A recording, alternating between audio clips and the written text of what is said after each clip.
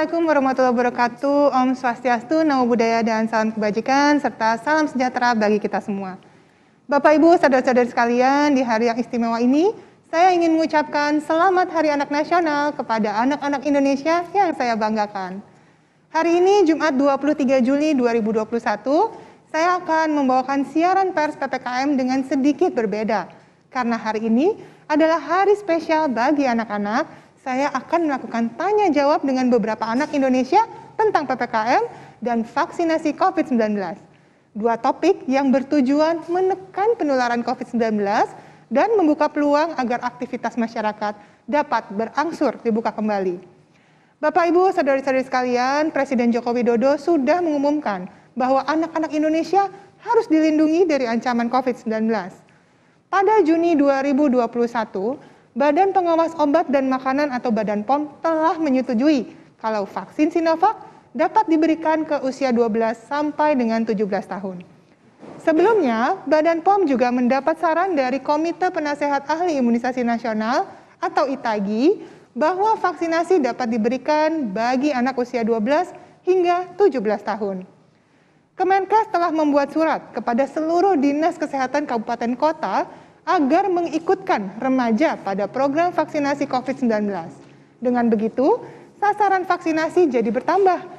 Yang awalnya 181,5 juta, sekarang menjadi 208 juta lebih. Dengan tambahan sekitar 26 juta anak berusia 12 hingga 17 tahun.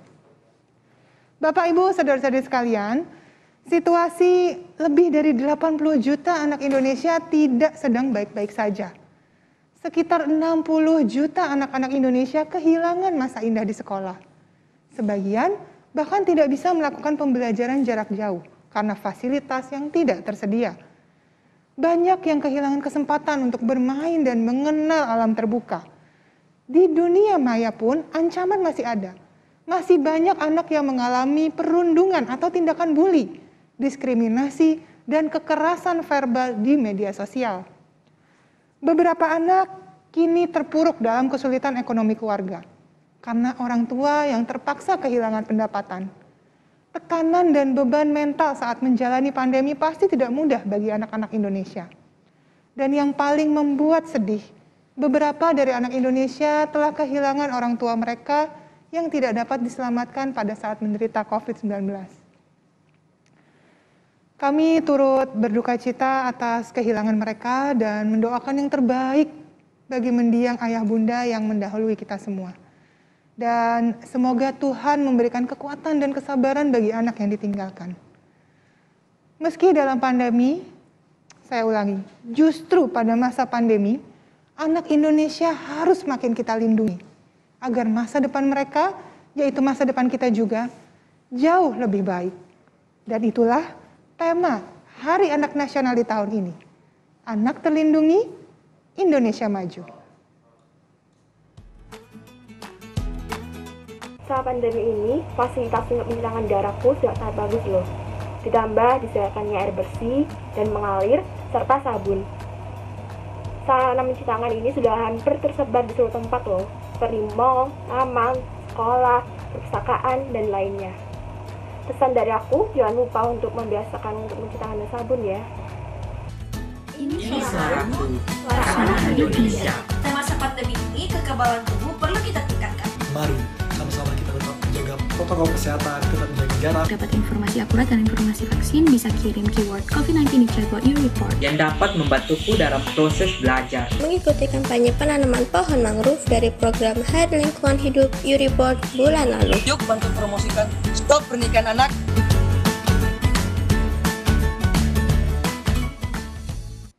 Bapak, Ibu, saudara-saudari, anak-anak Indonesia sekalian, langsung saja yuk kita ke sesi tanya jawab kita yang pertama. Pertanyaan pertama datang dari Viola Maulida, 16 tahun dari Banten. Yuk kita dengarkan bersama. Nama saya Viola Maulida, saya anggota Mitra Muda UNICEF dari Tangerang Selatan, Banten. Saya ingin bertanya, menimbang maraknya kasus sekarang, mengapa lockdown tetap tidak dilaksanakan? Apakah PPKM akan tetap efektif padahal masih banyak orang yang tidak menaati? Terima kasih. Wah, halo Dek Viola. Ini pertanyaannya cerdas banget deh. Pasti pinter banget nih De Viola nih, dan semangat sekali untuk cari tahu. Nah, kalau makna lockdown yang dimaksudkan oleh De Viola adalah menutup total kegiatan masyarakat di satu wilayah, wah, maka memang tidak pernah direkomendasikan oleh Organisasi Kesehatan Dunia atau WHO. Dalam panduannya yang terjemahan bebasnya adalah pedoman pembatasan kegiatan sosial untuk menjaga kesehatan masyarakat yang dikeluarkan 14 Juni 2021, WHO menyatakan bahwa lockdown bukan satu-satunya jawaban untuk menghentikan penularan COVID-19. Nah, tindakan yang harus diambil itu harus beragam. Ada yang dilakukan oleh pemerintah, ada juga yang bagiannya kita, anggota masyarakat yang harus berperan. Nah, Menteri Kesehatan kita, Bapak Budi Gunadi Sadikin, sejak 30 Juni 2021 sudah memutuskan acuan bagi pemerintah pusat, pemerintah daerah provinsi, dan pemerintah daerah kabupaten kota agar dalam memutuskan kebijakan, upaya kesehatan masyarakat dan pembatasan sosial memperhatikan indikator penyesuaian upaya kesehatan masyarakat dan pembatasan sosial. Nah, apa sih indikatornya atau apa sih rambu-rambu pembatasan atau sinyal nih kalau relaksasi atau pelonggaran bisa dilakukan? Nah, yang pokok adalah kasus konfirmasi atau penambahan kasus hariannya harus bisa diturunkan. Kapasitas rumah sakit harus bisa untuk merawat pasien dengan gejala berat meskipun jumlahnya bertambah. Dan angka kematian karena COVID-19 harus ditekan sampai serendah mungkin. Dan yang sudah dikenal lama sejak pandemi dimulai adalah penguatan 3T. Apa sih itu? Nah, testing atau menguji seseorang itu positif atau negatif terhadap COVID-19. Kenapa harus dites sih? Ya, supaya cepat dirawat dan disembuhkan dan jangan sampai menulari orang lain lagi. Tidak semua orang loh kesehatannya prima. Ada yang misalnya orang tua, lanjut usia, sudah punya penyakit menahun. Kalau tanpa sengaja tertular oleh orang yang bawa virus, kan kasihan, bisa fatal nanti akibatnya. Nah, T yang kedua adalah tracing atau melacak siapa saja sih yang dekat dengan pasien yang baru saja nih diketahui positif COVID-19. Supaya kita tahu siapa saja yang tertular dan siapa yang tidak. Untuk apa? Nah ini, T yang ketiga, treatment atau perawatan. Bagi mereka yang ketahuan positif dari tracing tadi, segera dilakukan pemeriksaan untuk memutuskan apakah disarankan dia menjalani isolasi mandiri atau dirujuk ke isolasi terpusat punya pemerintah, atau bagi yang punya penyakit penyerta atau gejala yang berbahaya, segera dirujuk ke rumah sakit rujukan agar mendapatkan perawatan secara intensif. Nah, sekarang kita sudah punya hampir 1.000 rumah sakit rujukan COVID-19 loh di seluruh Indonesia. Dan tempat tidur untuk pasien COVID-19 di Indonesia sekarang sudah hampir 125.000. Nah, semoga ya upaya pemerintah ini makin membuat pasien sembuh makin banyak. Dan hari ini kasus sembuh kita ada di angka 38.988. Naik nih dari kemarin yang berjumlah 36.370. Kita doakan yuk, semoga makin banyak lagi yang lekas sembuhnya. Nah, bagian dari kita nih yang tetap produktif di rumah saja. Kurangi jalan-jalan keluar, sabar sedikit, agar tidak membuat diri kita sendiri jadi sakit atau membuat keluarga jadi sakit. Kalau kata Google, di tanggal 18 Juli 2021, menyatakan bahwa PPKM darurat berhasil menurunkan kegiatan rekreasi dan wisata. Sekitar sepertiga nih dari sebelum masa PPKM. Artinya banyak loh teman, tetangga kita yang patuh, tetap kerja, sekolah, dan ibadah di rumah aja. Semakin sedikit yang keluar rumah, maka semakin kecil kemungkinan virus corona ini ditularkan dari satu manusia ke manusia lainnya. Tapi ya sayang ya, memang masih ada aja sih yang belum taat. Satgas Penanganan COVID-19 baru saja melaporkan kalau ada 11% di antara masyarakat yang masih berkerumun. Artinya, 1 di antara 10 orang masih ada nih yang nggak kompak. Padahal, cara mengakhiri pandemi itu harus bareng-bareng, harus dengan usaha bersama. Nah, sedih ya?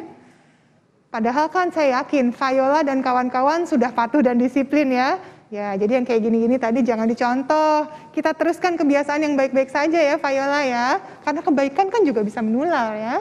Yuk, bisa yuk. Terima kasih Viola. Oke, kita lanjut ke pertanyaan berikutnya ya. Ini ada Sri Luciana Lumban Tobing, 17 tahun di Sumatera Utara. Sri Luciana Lumentobing, peserta Konferensi Kebaikan Indonesia yang diselenggarakan oleh UNICEF dan Kementerian Pemberdayaan Perempuan dan Perlindungan Anak. Pertanyaan saya adalah, apakah vaksin yang diberikan untuk umur 12-17 tahun, reaksinya dalam tubuh kita itu sama dengan vaksin yang diberikan untuk umur 18 tahun ke atas? Demikian pertanyaan saya, terima kasih. Ya, Dek Luciana, hebat nih pertanyaannya. Nah, sebelum saya jawab atau jelaskan, saya mau ajak kita tonton dulu yuk video animasi berikut. Vaksin COVID-19 yang beredar di Indonesia telah mendapat izin Badan POM untuk memastikan bahwa vaksin tersebut memenuhi standar kualitas dan keamanan. Ketika vaksin COVID-19 disuntikan ke dalam tubuh manusia, vaksin memperkuat sistem imun dengan membentuk suatu memori untuk melawan virus yang menyebabkan COVID-19. Jika orang yang telah divaksin terpapar virus COVID-19, maka sistem imun akan mengenali virus dan merespons lebih cepat dengan menetralkan virus yang masuk ke dalam tubuh. Dengan vaksin, tubuh akan memiliki perlindungan lebih agar tidak jatuh sakit atau menderita sakit yang parah akibat virus COVID-19. Untuk mengetahui informasi seputar vaksinasi COVID-19 dan melaporkan mengenai efek samping pasca vaksinasi, hubungi kontak hotline vaksinasi Kementerian Kesehatan di nomor 119 extension 9. Ayo, sukseskan vaksinasi dan disiplin protokol kesehatan. Lindungi diri, lindungi negeri. Nah, Dek Luciana tadi sudah menyimak kan ya, bahwa vaksin ini akan bekerja membantu kekebalan tubuh kita mengenali virus jahat. Lalu, dia pertahankan tubuh kita dari serangan virus jahat tersebut. Karena vaksin itu baik dan virus itu jahat, yang baik akan menang dong. Dan cara kerja vaksin sama ya, baik di tubuh orang dewasa, ataupun di tubuh anak remaja, atau bahkan di anak-anak. Nah, Luciana, hasil uji klinis terhadap ratusan anak vaksin CoronaVac ini yang diproduksi Sinovac, itu ditemukan aman dan bermanfaat untuk melindungi anak-anak dari COVID-19. Laporan ilmiah ini diterbitkan oleh beberapa peneliti ahli yang ada di jurnal bergengsi nih, yang namanya The Lancet pada bulan Juni 2021. Jadi, cara kerja vaksin di dewasa dan anak-anak sama saja, bertujuan membangun kekebalan spesifik terhadap penyakit tertentu. Jadi, jangan lupa daftar ya, dan segera ikut divaksinasi COVID-19. Tapi kalau kamu sudah, wah kamu hebat. Oke, terima kasih Luciana. Sekarang gilirannya laki-laki deh. Ini ada Lalu Muhammad Hulaifi Firdaus, 15 tahun dari Nusa Tenggara Barat. Silakan. Halo, Assalamualaikum warahmatullahi wabarakatuh. Perkenalkan, nama saya Lalu Muhammad Hulaifi Firdaus, anggota Mitra Muda UNICEF dari Provinsi Nusa Tenggara Barat. Pertanyaan saya, seberapa tingkat efektivitas vaksin COVID-19 terhadap anak remaja di bawah 18 tahun? Terima kasih. Wassalamualaikum warahmatullahi wabarakatuh. Waalaikumsalam. Wah, mirip nih pertanyaannya sama dokter-dokter nih, Muhammad nih. Moga-moga gedenya nanti bisa jadi dokter juga ya. Lalu, efektivitas memang akan terlihat apabila vaksin ini sudah disuntikan ke 26,7 juta anak dan remaja. Makanya, lalu harus ajak nih teman-temannya, semua kawan-kawannya untuk divaksin saat gilirannya tiba. Nah, contohnya, efektivitas vaksin Sinovac yang diberikan kepada nakes di Indonesia itu baru diketahui di bulan Mei 2021. Beberapa bulan setelah suntikan pertama ke nakes diberikan di 13 Januari 2021, waktu itu bersamaan dengan Pak Presiden. Hasilnya, vaksin efektif mencegah COVID-19, efektif mencegah perawatan di rumah sakit, dan efektif mencegah kematian karena COVID-19. Masing-masing dengan tingkat efektivitas lebih dari 90%. Vaksin AstraZeneca juga sama. Jadi ada peneliti Inggris yang menyatakan bahwa vaksin tersebut itu efektif melindungi dari sakit berat dan kematian karena COVID-19, termasuk dari ancaman varian Delta. Nah, tambahan info nih buat Lalu. Yang sudah diketahui adalah bahwa pada masa uji klinis di penelitian vaksin Sinovac pada anak yang tadi sudah saya sebutkan saat menjawab pertanyaan dari Luciana tadi ya, perkembangan antibodi akibat imunisasi atau istilah kedokterannya serokonversi gitu ya, itu tinggi sekali loh. Ini saya punya pesan dari teman Lalu nih di Surabaya, Hesti namanya. Yuk kita dengarkan bersama. Setelah pandemi ini, keluarga aku tidak hanya minum vitamin, namun juga mengikuti vaksinasi agar dapat mencapai herd immunity loh. Efek samping yang dirasakan oleh keluargaku hanya sekitar 2 hari. Keluargaku memutuskan divaksin agar aku dapat terlindungi.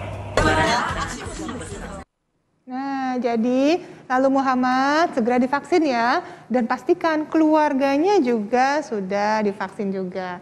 Terima kasih lalu. Oke, pertanyaan selanjutnya ini datang dari Belinda Fedrika, 15 tahun di Jakarta. Halo, perkenalkan nama saya Belinda Fedrika, berasal dari SMAK Ketapang 1 Jakarta. Jadi saya ingin bertanya, apakah ada vaksin ketiga bagi orang yang sudah 2 kali vaksin? Terima kasih. Selamat sore Belinda, ini namanya bagus deh. Terima kasih ya atas pertanyaannya. Kita lihat sama-sama dulu yuk grafis yang berikut ini. Dari angka-angka yang terpampang di setiap barisnya, Belinda bisa lihat bahwa kita masih perlu memfokuskan untuk mengejar target. Memvaksinasi orang-orang yang sudah kita masukkan ke dalam kategori kelompok sasaran. Nih, lihat. Masih 80% nih kakek nenek atau kaum lanjut usia yang belum divaksin. 80% dari 21,5 juta itu banyak loh. Artinya masih 17 juta lebih nih orang tua kita yang belum divaksin. Masih ada ratusan juta yang belum divaksin juga. Lalu para penyandang disabilitas. Mereka yang tinggal di keluarga kurang sejahtera atau di kawasan terpencil yang kita kategorikan sebagai masyarakat rentan. Plus masyarakat umum lainnya dan kawan sebayanya Belinda, remaja Indonesia yang usianya 12-17 tahun. Baru 2,25% yang divaksin per kemarin, 22 Juli 2021 jam 18 waktu Indonesia Barat. Artinya, kita harus kejar dulu yang belum divaksin, memastikan vaksin dinikmati dengan merata oleh semua rakyat Indonesia sebelum kita bicarakan suntikan ketiga atau yang biasa disebut sebagai booster. Jadi, kekebalan kelompok dulu yang kita kejar untuk melindungi sesama sebelum bicara suntikan tambahan. Nah, lalu kenapa ya tenaga kesehatan kita mendapatkan suntikan ketiga? Alasan utamanya adalah untuk melindungi mereka. Karena di bulan Juni dan Juli ini kasus banyak sekali bertambah. Rumah sakit sempat penuh, para dokter, suster, nakes lainnya sempat kewalahan. Bahkan beberapa dari mereka telah gugur karena kelelahan kemudian terinfeksi virus corona. Oleh karena itu, nakes kita harus dilindungi sesegera mungkin. Kita hanya punya ratusan ribu nakes yang harus merawat lebih dari 500 juta orang yang saat ini nih sedang mengidap COVID-19. Bayangkan, 560 ribu orang kasus aktif pada saat yang bersamaan, itu banyak loh Belinda, setara dengan sekitar setengah penduduk kota Jakarta Pusat, wilayah di mana sekolah Belinda berada.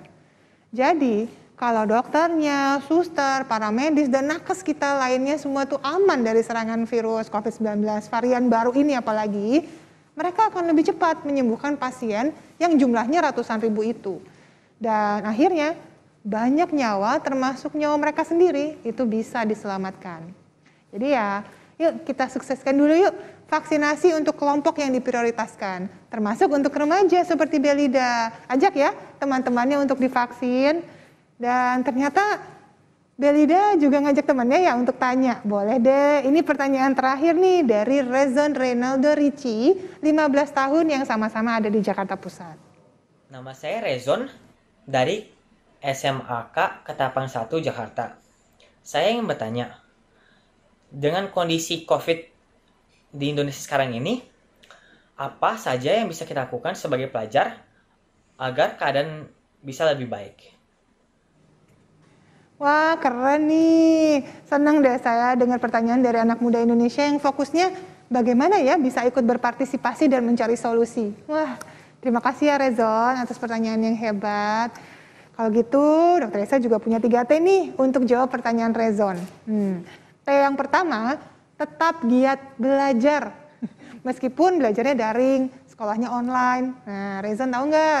Kalau Isaac Newton itu memulai pemikiran tentang hukum gravitasi saat dia belajar di rumah. Dipulangkan nih dia dari kampusnya di Cambridge, Inggris. Karena waktu itu ada wabah besar di London tahun 1665. Kemudian ada lagi proklamator kita, presiden pertama kita, Bung Karno. Nah, pada masa pandemi flu Spanyol yang terjadi di tahun 1918, rajin menulis dia untuk koran utusan Hindia. Jadi ini bukan pertama kalinya kan, belajar dan produktif dari rumah bisa dilakukan. Terus yang kedua, taati peraturan PPKM dan protokol kesehatan lainnya. Pakai masker dengan baik dan benar, menjaga jarak aman dan jauh dari orang saat berada di luar rumah. Dan cuci tangan sesering mungkin sampai bersih dari kuman. Atau praktekkan deh semua cara pencegahan COVID-19. Ikuti semua langkah yang disebut sebagai protokol kesehatan baik di dalam rumah maupun nanti di luar rumah. Nah, dengerin yuk kata adik kita Obama ini. Mama, kalau aku pakai masker nanti nenek terkena COVID-19. Karena aku sayang sekali dengan nenek. Nenek tidak boleh sakit, makanya aku pakai masker. Hi.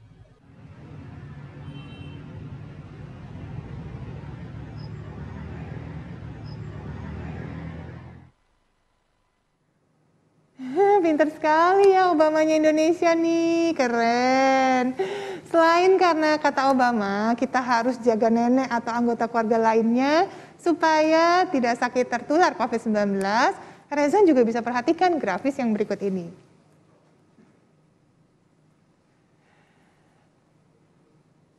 Sains telah membuktikan bahwa dengan melakukan protokol kesehatan yang disiplin gitu ya, yang termudah seperti 5M, yakni memakai masker, menjaga jarak dan mencuci tangan, kemungkinan tertular COVID-19 bisa turun drastis loh. Apalagi ditambah mengurangi keluar rumah dan jauhi kerumunan, pasti Rezon akan jauh lebih aman. Nah, yang ketiga, terdaftar dalam program vaksinasi COVID-19. Jadi daftarkan diri, baik secara online atau melalui puskesmas dan rumah sakit terdekat. Ajak juga ya teman-teman, saudara untuk divaksin. Yakinkan nenek kakek, mama papa, kakaknya untuk terlebih dahulu divaksin. Bergabunglah dengan 43 juta lebih orang Indonesia yang sudah divaksin per hari kemarin. Jadi jangan ketinggalan tren sehat ini. Seperti yang saya sudah bilang tadi ke Luciana dan juga lalu, vaksin itu aman, bermutu, dan berkhasiat. Dan sudah disetujui oleh WHO dan Badan POM. Jadi tunggu apa lagi? Daftarkan diri segera ya. Selamat divaksin Rezon dan tetap disiplin protokol kesehatannya ya. Oh ya, jangan lupa juga pastikan Rezon, adik-adik dan teman-teman kecil lainnya juga tetap nih untuk ikut imunisasi dasar rutin yang lengkap ya. Karena mereka juga harus tetap kebal terhadap berbagai penyakit lainnya yang masih ada. Namun bisa dicegah dengan imunisasi seperti anjuran Presiden berikut ini. Bapak, Ibu, saudara-saudara, saat ini semua wajib pakai masker. Kita pasti bisa menghadapi pandemi ini, Indonesia pasti bisa. Bapak, Ibu, saudara-saudara, saat ini semua wajib pakai masker. Kita pasti bisa menghadapi pandemi ini, Indonesia pasti bisa. Ya, jadi tetap ya protokol kesehatan dan vaksinasi lengkap itu yang disarankan. Bapak, Ibu, saudara-saudari dan anak Indonesia yang saya banggakan, anak Indonesia terbukti cerdas dan banyak ingin tahu ya, dan mau ikut berperan loh dalam penanganan COVID-19. Di Hari Anak Nasional 2021 ini kita belajar makna sebenarnya dari moto HAN tahun ini. Anak Indonesia terlindungi, Indonesia maju. Sekali lagi selamat Hari Anak Nasional, terima kasih dan wassalamualaikum warahmatullahi wabarakatuh. Om Santi Santi Om.